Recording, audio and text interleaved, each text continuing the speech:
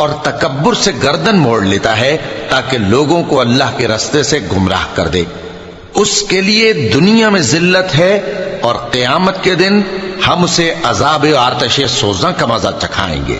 اے سرکش، یہ اس کفر کی سزا ہے جو تیرے ہاتھوں نے آگے بھیجا ہے، اور اللہ اپنے بندوں پر ظلم کرنے والا نہیں۔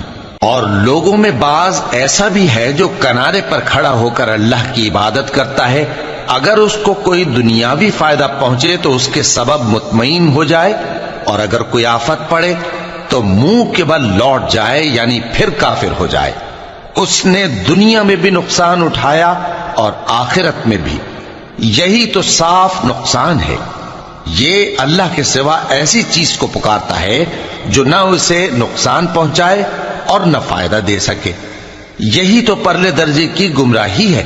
بلکہ ایسے شخص کو پکارتا ہے جس کا نقصان فائدے سے زیادہ قریب ہے، ایسا دوست بھی برا اور ایسا ساتھی بھی برا۔